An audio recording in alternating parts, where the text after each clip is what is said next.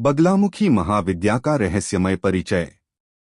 दशमहाविद्याओं में अष्टम स्थान पर प्रतिष्ठित श्री बगलामुखी देवी स्तंभन शक्ति की परम अधिष्ठात्री मानी जाती हैं। वे वह दिव्य शक्ति हैं जो वाणी, बुद्धि और चेष्टा को स्थिर कर देती हैं, अर्थात वाक्स्तंभन, बुद्धिस्तंभन और शत्रुस्तंभन की मूल अधिपति। शास्त्रों में उनका एक नाम पीतांबरा भी है, क्योंकि उनका वर्ण, वस्त्र, आसन और साधना विधान सर्वथा पीला माना गया है।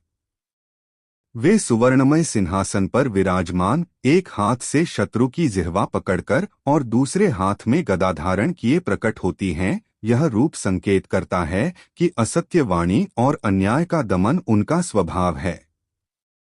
उनका प्रादुर्भाव कथा अनुसार उस समय हुआ जब सृष्टि में प्रचंड आंधी तूफान से संतुलन डगमगा गया।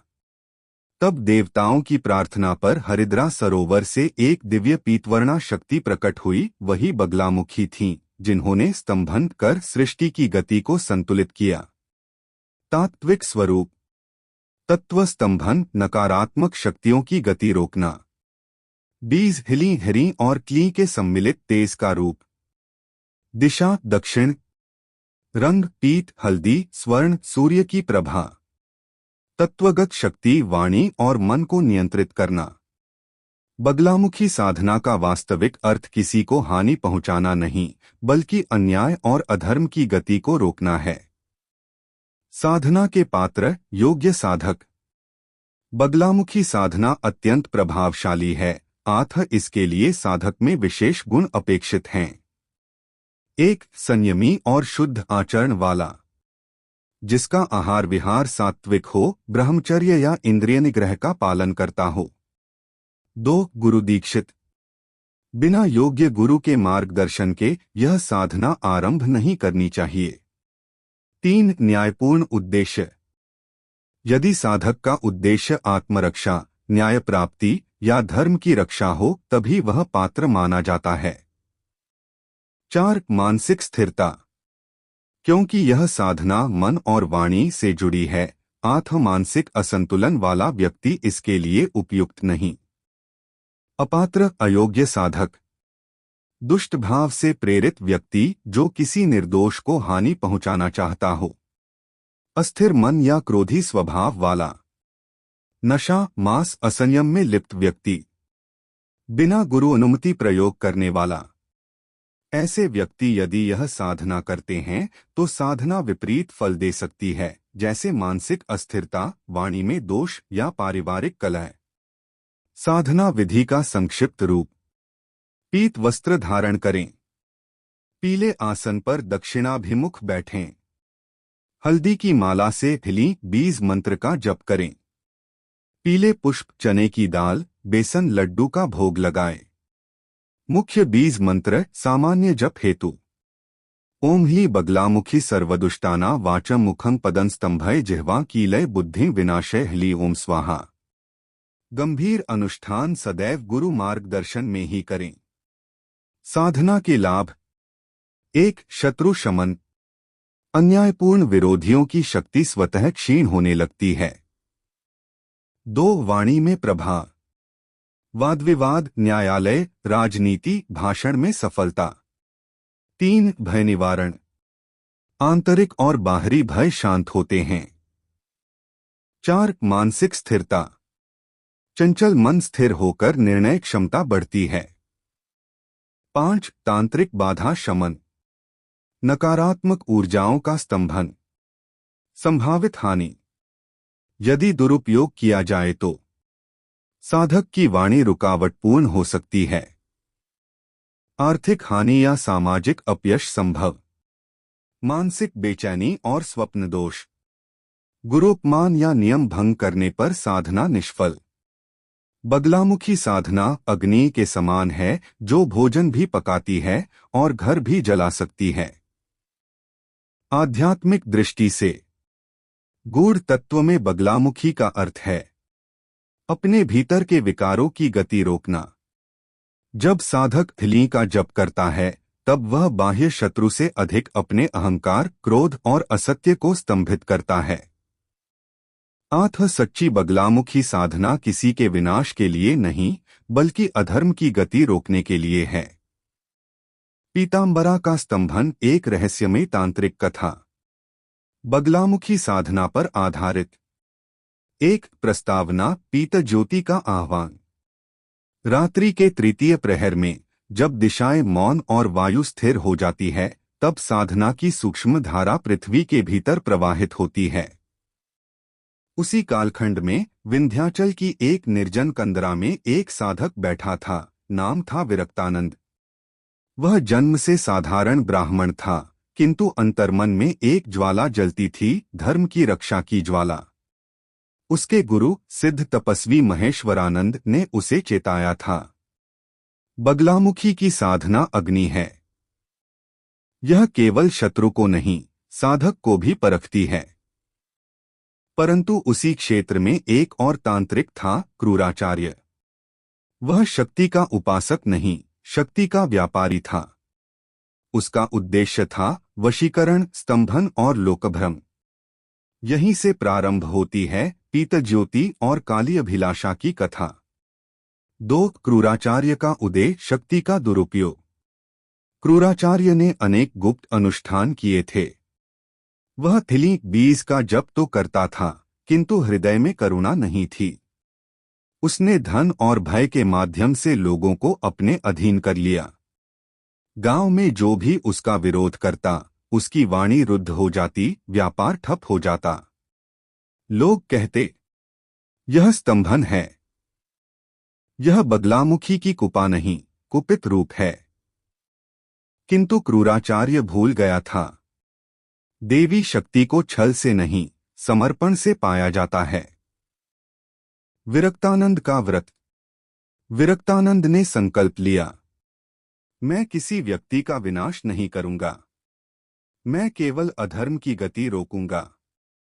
उसने पीतवस्त्र धारण किए, हल्दी की माला बनाई और गुरु के निर्देशानुसार 40 दिनों का अनुष्ठान आरंभ किया। रात्रि में वह मंत्र जपता, ओम हली बगलामुखी। जैसे जैसे जप बढ़ता, उसकी चेतना भीतर उतरती। उसे स्वप्न में एक पीत सरोवर दिखता, हरिद्रा की तरंगों से भरा। सरोवर के मध्य स्वर्ण सिंहासन पर एक दिव्य नारी पीतांबरा, एक हाथ से दुष्ट की जिह्वा पकड़े, दूसरे से गदा उठाए। वह स्वर आया, साधक, तेरा उद्देश्य शुद्ध है, परंतु भय को त्याग। 4. भयानक संकेत। उसी समय क्रूराचार्य ने अपनी कुटी में रात्रिहवन किया। उसने विरक्तानंद का नाम लेकर स्तंभन का प्रयोग किया। अचानक विरक्तानंद के कंठ में जकड़न हुई। जप रुक गया। क्षणभर के लिए लगा जैसे वाणी स्थिर हो गई, परंतु तभी भीतर से एक पीत प्रकाश उठा, मानो देवी ने कहा हो। सच्चे साधक की रक्षा स्वयं शक्ति करती है।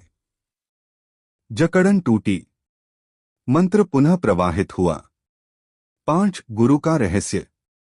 महेश्वरानंद ने विरक्तानंद को बताया, बगलामुखी का वास्तविक अर्थ है अपने भीतर के भय को स्तंभित करना।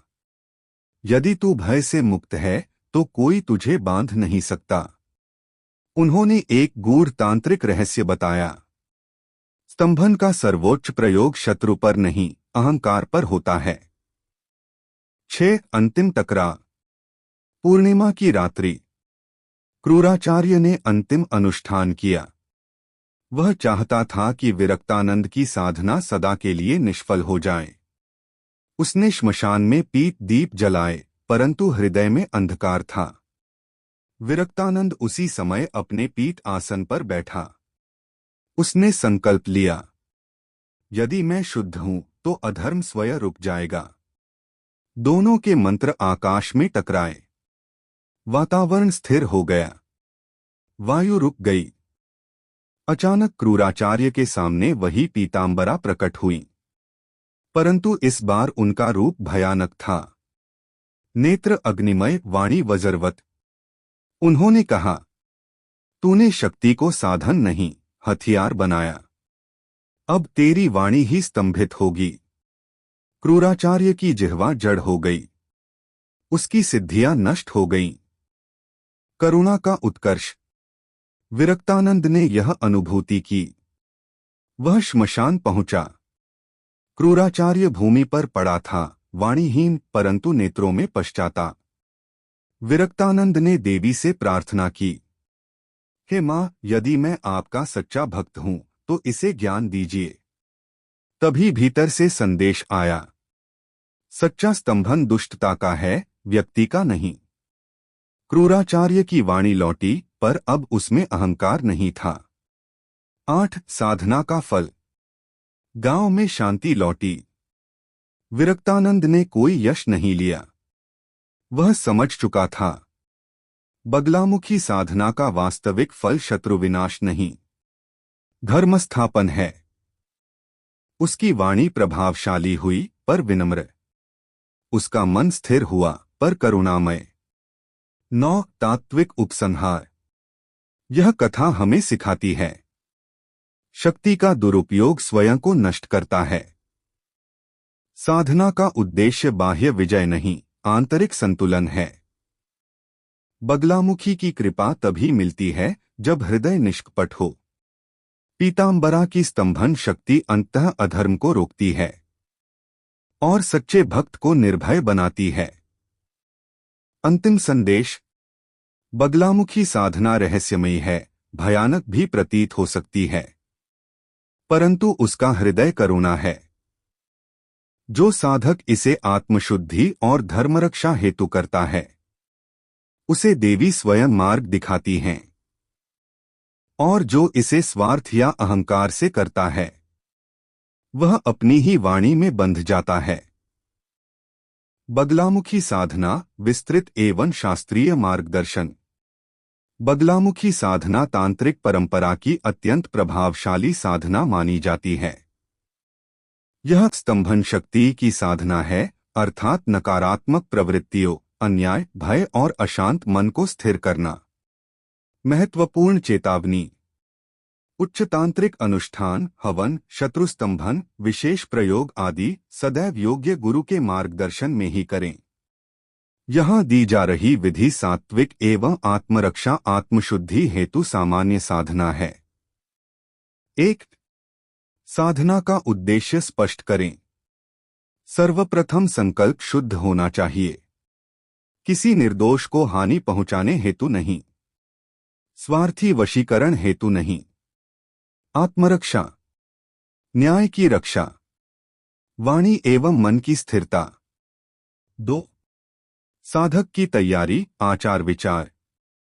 1 आहार, सात्विक भोजन, लहसुन प्याज त्याग, नशा पूर्णतः वर्जित। 2 संयम, ब्रह्मचर्य या इंद्रिय निग्रह, असत्य भाषण से बचें। 3 मानसिक स्थिति, क्रोध, प्रतिशोध, ईर्ष्या से मुक्त होकर साधना करें। 3 आवश्यक सामग्री, पीला वस्त्र, पीला आसन, कुश ऊन, हल्दी की माला 108 दाने, पीले पुष्प, घी का दीपक, बेसन लड्डू, बटा चने की दाल का भोग, बगलामुखी यंत्र यदि उपलब्ध हो। 4 साधना का समय, रात्रि 9 बजे के बाद या मध्य रात्रि, गुरुवार या मंगलवार से आरंभ श्रेष्ठ, नवरात्रि या विशेष गुरुपुष्य योग अत्यंत शुभ। 5 आसन और दिशा, दक्षिण दिशा की ओर मुख करके बैठें, पीले आसन पर स्थिर बैठें, रीढ़ सीधी रखें। 6 प्रारंभिक पूजन, स्नान कर शुद्ध वस्त्र धारण करें, दीप प्रज्वलित करें, गणेश व गुरु का ध्यान करें।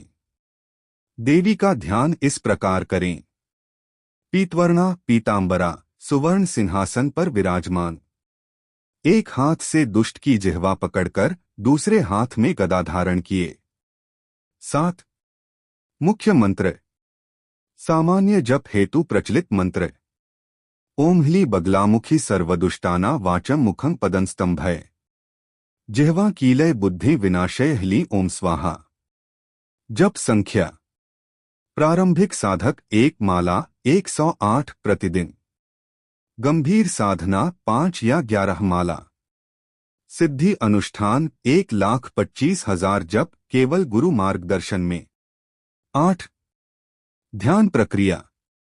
जप करते समय कल्पना करें कि पीला प्रकाश आपके चारों ओर फैल रहा है। भय और शत्रुता की ऊर्जा स्थिर हो रही है। आपकी वाणी में तेज और स्थिरता आ रही है। 9। अवधि न्यूनतम 21 दिन, श्रेष्ठ 40 दिन मंडल पूर्ण। प्रतिदिन एक ही समय पर करें। 10। साधना के संकेत। स्वप्न में पीला प्रकाश या जल। मन में स्थिरता। वाणी में प्रभा। यदि बेचैनी, डरावने स्वप्न या मानसिक असंतुलन बढ़े तो साधना रोककर गुरु से परामर्श लें। 11। संभावित लाभ। शत्रु बाधा शमन, कोर्ट कचहरी में सफलता, वाणी में प्रभा, भय से मुक्ति, नकारात्मक ऊर्जा का निवारण। संभावित सावधानियां। मंत्र उच्चारण शुद्ध रखें। नियम भंग न करें। किसी का अन्यायपूर्ण अहित न चाहें। सिद्धि का प्रदर्शन न करें। आंतरिक तात्विक अर्थ। वास्तव में बगलामुखी साधना का सर्वोच्च अर्थ है अपने भीतर के विकारों को स्तंभित करना। जब हिली जपा जाता है तो साधक की चंचल वाणी, भय और क्रोध स्थिर होते हैं। बगलामुखी साधना 40 दिन का पूर्ण अनुष्ठान, यंत्र स्थापना एवं हवन विधि। यह विवरण सात्विक एवं आत्मरक्षा प्रधान साधना के लिए है।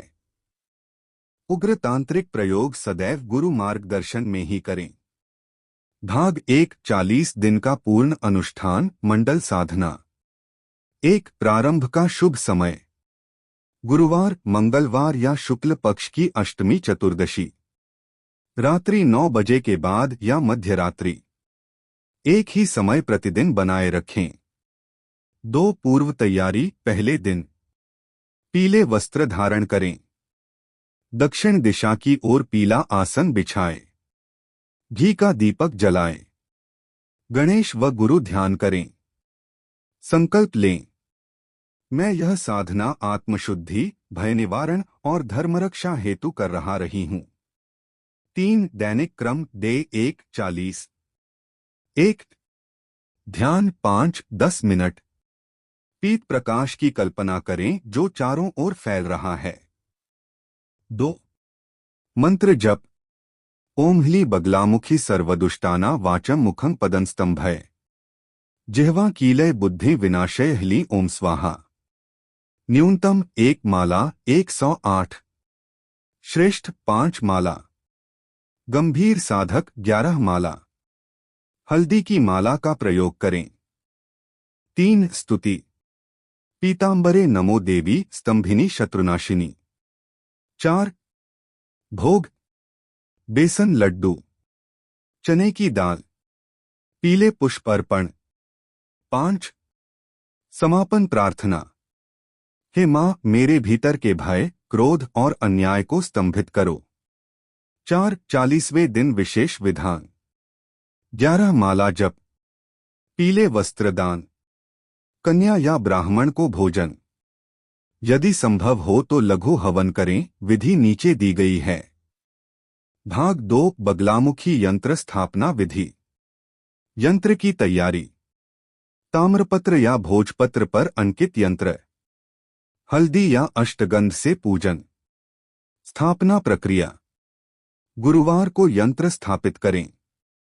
पीले वस्त्र पर रखें। हल्दी, चंदन, पीले पुष्प अर्पित करें।